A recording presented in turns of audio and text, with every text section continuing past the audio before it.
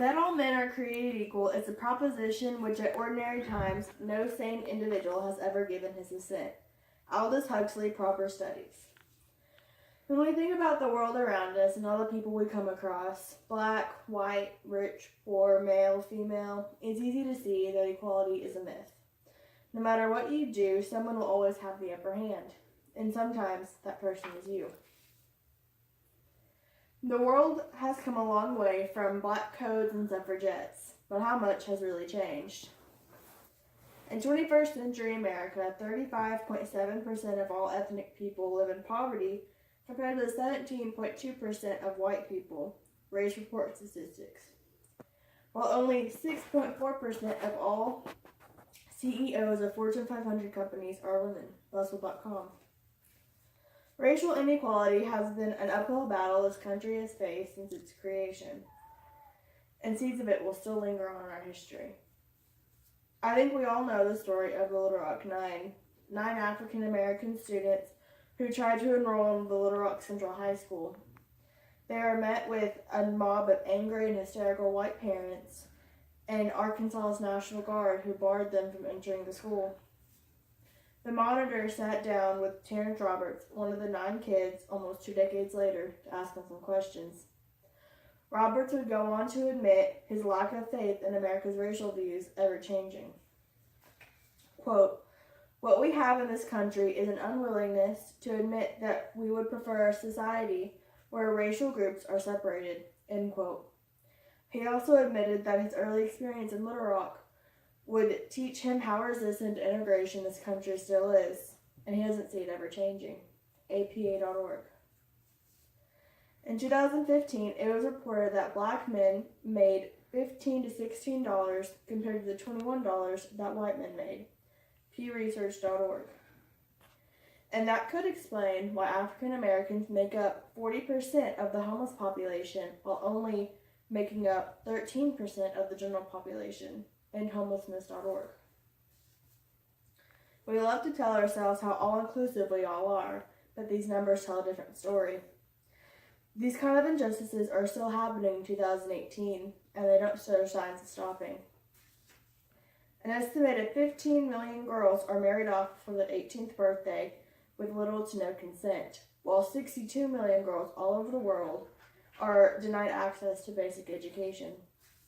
And women with a full-time job will earn 77% of what a man will in the same position. Makers.com.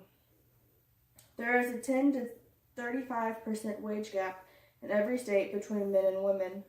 WeForum.org. 1 in every 3 women will experience some form of sexual assault in their lifetime, while American women serving in Iraq or Afghanistan are more likely to be raped by a comrade than killed by an enemy. Makers.com. Gender inequality has always been a fixture in our culture, and in many all over the world. It has been a part of our society since its inception, and sitting around the campfire singing Kumbaya is probably never going to happen. Our society thrives on inequality. Social stratification is a term that explains the phenomenon in which levels of a society are divided based upon wealth and power.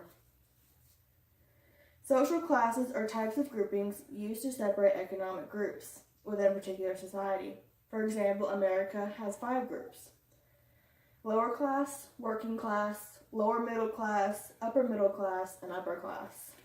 Lower and working class have the highest population percentage of the whole system at 30 to 33%, with upper class only having 10%. Universalclass.com. Studies have shown that richer, more advanced countries will have a lower income inequality than that of a developing country. For example, Latin America and Africa have the highest inequality within a Gini coefficient, which is a measure of inequality within a country, of 48.82 and 44.26 respectively. Interestingly enough, the United States has an income inequality that is quite large despite having one of the highest levels of income per capita. More specifically, the Gini coefficient of the U.S. was a whopping 40.46 in 2010, which is very close to the African countries. stlouisfed.org. So next time you encounter a stranger on the street, remember that we aren't all equal, and that middle-aged man sitting next to you might have been a trust fund kid and has never had to work a day in his life. Or that girl across the street from you might be an abuse survivor and she's just now learning how to pick up the pieces of her life. Or the quiet kid who sits in the front row of every class and looks unkempt but eager and answers all of the teacher's questions. Well, he's the first in his family to go to college.